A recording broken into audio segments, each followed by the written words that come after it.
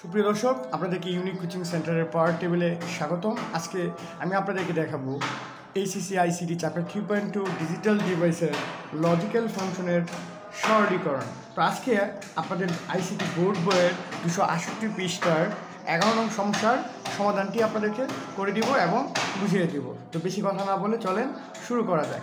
তো আমি এখানে আগেই 11 নং সমস্যাটি লিখে রেখেছি। এখানে কী দেওয়া আছে? এখানে দেওয়া আছে x = a naught plus B not double naught plus A B naught whole naught. আচ্ছা, এই সমস্যাটি আমরা এখন সরলীকরণ করব। তো আমরা প্রথমে এখানে কী ব্যবহার করব? ডি মর্গানের সূত্র। তো ডি মর্গানের সূত্র আমরা কি জানি?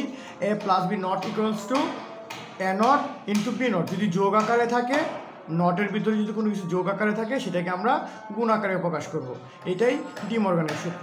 চলে শুরু করা যায়।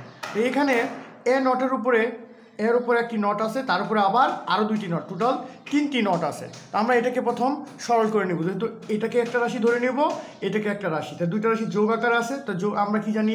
যদি যোগ আকারে থাকে তাহলে গুণ আকারে প্রকাশ করব। তো চলেন লিখে ফেলি।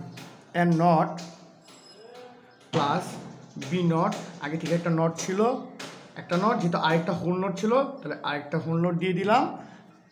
এই যোগের কারণে আমরা একটা ডট চিহ্ন, গুণ চিহ্ন দিব, আর এটাকে এই পাশে নিয়ে আসবো। এর উপর আগে থেকে একটা নট ছিল, উপরে আরেকটা হোল নট, তাহলে কি হবে? এর উপরে দুইটা ডাবল নট হবে। আচ্ছা, আমরা সরলীকরণের দ্বৈত নীতি অনুযায়ী কী জানি? সরলীকরণের দ্বৈত পরিপূরক নীতি অনুযায়ী আমরা জানি যে কোনো কিছুর উপরে ডাবল নট মানে কিছুই না। দ্বৈত পরিপূরক নীতি অনুযায়ী আমরা কী জানি? যে কোনো কিছুর উপরে ডাবল নট মানে কিছুই না। দ্যাট মিনস যদি এর উপরে দুইটা নট থাকে তাহলে শুধু এই হবে। আবারও বলতেছি, দ্বৈত পরিপূরক নীতি অনুসারে আমরা জানি কোনো কিছুর উপরে ডাবল নট মানে কিছুই না। এর উপরে দুইটা ডাবল নট আছে, তার মানে কি হবে? শুধু এ হবে। আচ্ছা, তাহলে এর উপরে কি দেওয়া আছে? এখানে দুইটা ডাবল নট আছে, তার মানে আমি লিখতে পারি যা আছে তাই লিখবো। A not plus B not, double not আমরা উঠিয়ে দিলাম। আচ্ছা, এ not B not.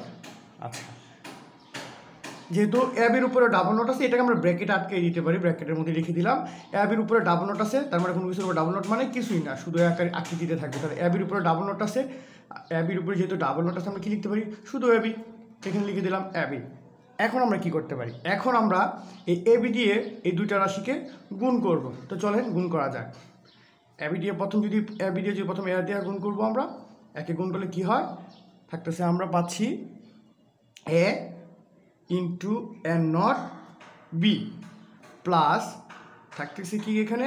A into B into B not. আচ্ছা, আমরা আবার বুলিয়ান আলজেব্রার গুণের নিয়ম অনুসারে আমরা কি জানি? বুলিয়ানের গুণের নিয়ম অনুসারে আমরা জানি যে কোনো কিছু এ ইন্টু এ নট গুণাকারে থাকলে তার রেজাল্ট হবে 0। তাহলে এখানে এ ইন্টু এ নট আছে, তাহলে আমরা কি লিখবো? 0। এখানে লিখবো 0। আচ্ছা, 0 দ্বারা যদি কোনো কিছুকে গুণ করি, এ ইন্টু 0 দ্বারা গুণ করলে কী হবে? 0 হবে। এ ইন্টু এ নট 0 পাইছি, 0 দ্বারা যদি বিকে গুণ করি তাহলে 0 হবে প্লাস। আচ্ছা, আবার এখানে দেখবো, তাহলে বি ইন্টু বি নট সমান কী হবে? 0 হবে। 0 দ্বারা যদি একে গুণ করি, এই একে যদি আবার এই 0 দ্বারা গুণ করি তাহলে কী হচ্ছে? এ ইন্টু 0 দ্বারা গুণ করলে 0ই পাচ্ছি, তাহলে 0 প্লাস 0 ইকুয়ালস টু 0। এটাই হবে আমাদের নির্ণয় ফাংশনের সরলীকৃত মান। ধন্যবাদ সকলকে। যদি আমার ভিডিওটি ভালো লাগে তাহলে প্লিজ লাইক, কমেন্ট এবং শেয়ার করুন আপনাদের বন্ধুদের। ধন্যবাদ সকলকে।